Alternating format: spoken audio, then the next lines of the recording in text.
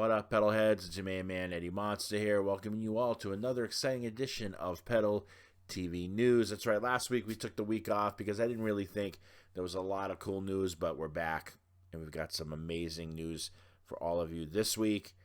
That's right, lots of cool stuff. But before we get into it, I just want to remind you that if you like what you see, hit that subscribe button. That's right, smash that button. Get in tune with everything we're doing. I try to come up with as much content as humanly possible for all of you to enjoy. So if you are enjoying it, hey, why not? Also, check out some of the videos that we have on the YouTube channel. Recently did a review of Jeff Tate's new album, Operation Mindcrime 3. Also did a review of Venom's Into Oblivion, so make sure you check out those videos, as well as Eddie's Top 5. We covered my top 5 bassists of all time, which might transform and turn into something else like a top 20, just because all of a sudden you come up with a list and then you're like, crap, I forgot that guy. Damn it, I forgot that guy. So, yeah, let's see. We'll see. But anyways, back to the subject at hand. A couple strange news stories for you guys to start off right off the bat. Tulsa police have arrested a 47-year-old man named Jason Wolford after tracking down a trailer he stole from former Saliva singer Josie Scott. That's right, they found him sitting outside his house with a Josie Scott merchandise t-shirt, like he was wearing it, right? So apparently he stole the trailer on April 28th, which contained $50,000 in band equipment, and after securing a warrant, they found guitars, drums, various equipment, and then a bunch of boxes of band merchandise. And he had told the police that he had unloaded the trailer, because obviously you can't have a trailer sitting outside your place. So he unloaded it and then got rid of it and put it on a separate site in Pawnee County, which they then found right afterwards with his cooperation. So he's being booked for grand larceny and knowingly concealing stolen property. At least they caught him. That is some like real douchey thing to do, is to steal merch from a band who's obviously trying to make money in this day and age. And we know a lot of concerts have been canceling because it's tough to make money these days with concert tickets being so expensive. So, yeah. All right, a couple of weeks ago, that's right, Rod Diaz had 15 bass guitars stolen from him from his storage space in Henderson, Nevada. That's right, a fan apparently walked by a local guitar shop. He noticed one of the bass guitars and realized he had seen that bass guitar before during, I think it was a Suicidal Tendencies set. But anyways, he knew that from Rod's days in Suicidal Tendencies, and he contacted the police. And Detective Jameson Harding was then able to retrieve, after investigating everything, he was able to find all the bass guitars, and he returned them to Rod, which is great news. Great news, because a lot of those bass guitars were very, very special to Rod, especially one that had the Chilean flag on it. And as you know, Korn is heading to South America, so it was found in time, right, for Rod to be able to go on tour in Latin America. So job well done by the police. In our next news story, take it for what it is. I know where he's coming from and stuff like that, but all that remains frontman Philip Bonte wrote an op-ed in 2024, which basically now has garnered the attention of Congress. That's right. His article titled "The Silent Crisis: Why Society is Failing Men and Boys" was the title of the piece, which talked about rising male disengagement in education, work, and then community life, while also touching on the alarming rise of suicide rates amongst men. That's right. Pew Research Center claims men only make up 44% of college students today. So Texas Representative Nathaniel Moran and Wisconsin Representative Derek Van Orden, I believe is his name, introduced a legislation to focus on the issues.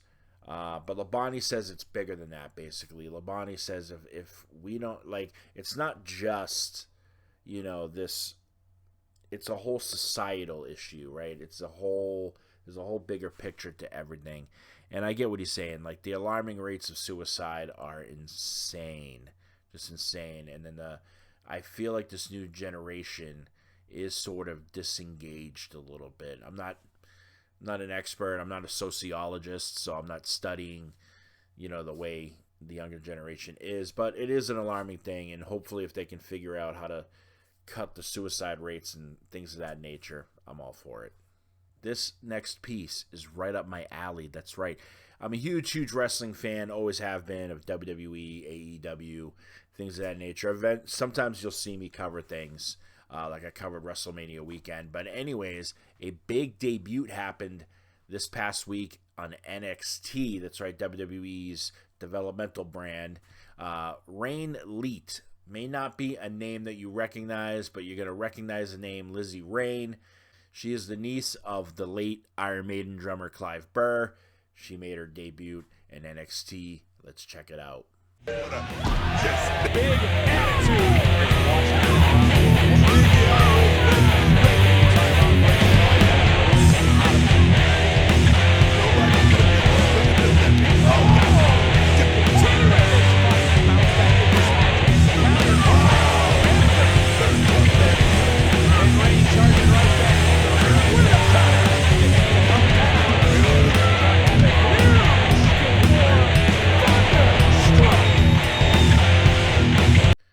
Yeah, that was her taking on Nikita Lyons. You can check her out every Tuesday on NXT. Make sure you do. All right, great news. That's right. Some great news here. We need some great news. Cold Chamber drummer Mikey Cox recently revealed that he was battling stage 3 cancer, which he found out on April 1st of 2025, and he is now cancer-free. That's right.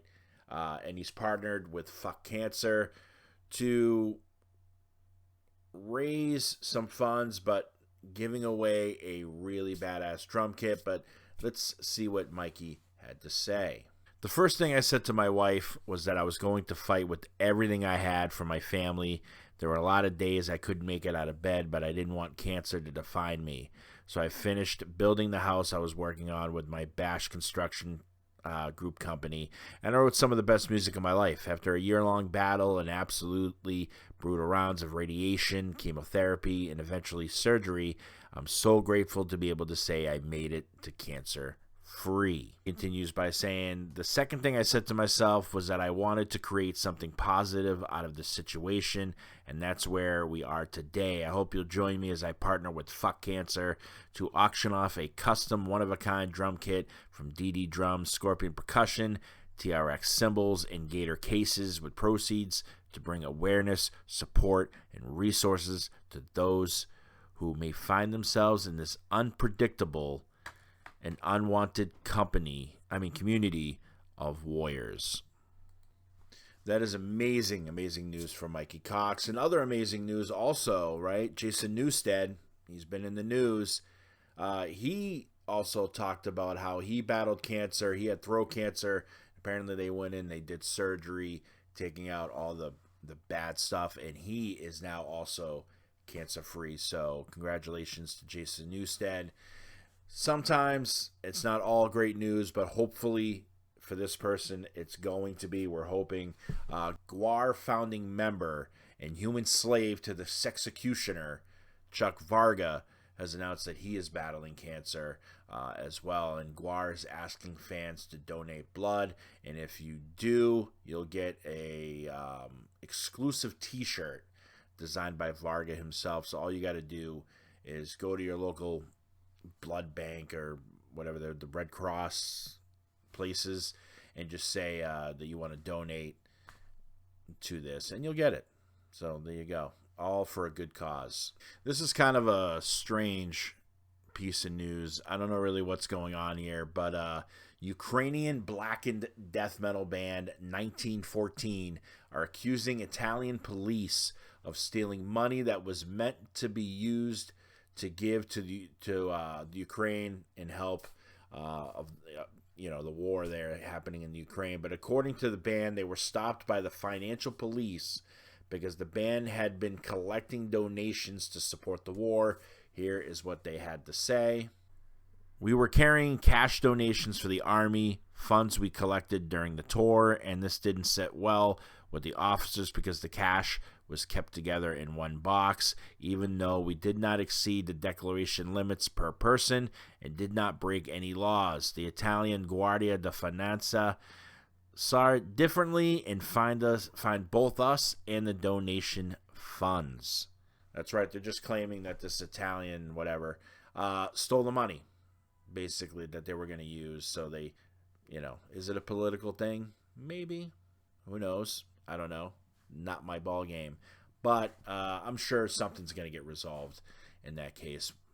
Sharon Osbourne recently announced that she settled the dispute with former Black Sabbath manager Jim Simpson over Earth recordings. That's right, they're recordings of the band Earth. If you don't know who Earth is, then you don't know Black Sabbath history, because before they were Black Sabbath, they were called Earth, and apparently there are recordings of the band as Earth, and Jim was apparently going to try to release it, but Sharon kind of stepped in because she felt it should be up to the band.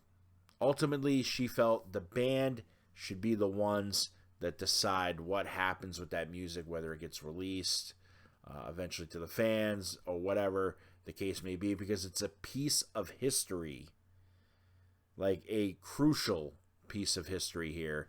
And she won because now the band is in full control of that Earth. I don't know if they're demos. I don't know if they're actual studio quality recordings. I'm not sure, but they are in control of it. And hopefully one day we'll all get to hear the very bluesy, from what I understand, what Earth was. They were very, very bluesy. So hopefully we get to hear this. It'd be pretty sick.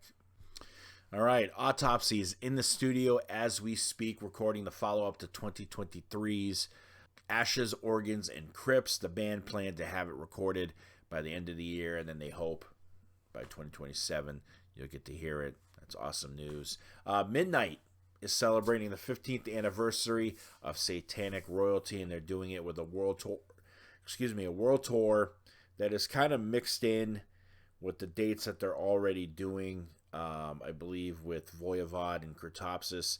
So apparently, from what I understand, there's going to be like 3 dates before they head to Europe, which will be celebrating this, and then there'll be 3 dates after when they return, which will be happening later in the year. So yeah, if you want to catch Midnight and their performances, make sure you go to their website and you check out the tour dates for more information on that. That's going to do it for Pedal TV News. Hopefully you guys have all enjoyed this. As always, it's been my pleasure. We don't really have a lot of musical debuts on this, but make sure you check out the channel. You check out all the past videos that we've done. There's a lot of great content on the channel. And with that being said, make sure, again, you smash that subscribe button, especially if you enjoy everything that you see on the channel. I appreciate it, and I appreciate every single one of you. So that's all I'm going to say for today. Keep it metal.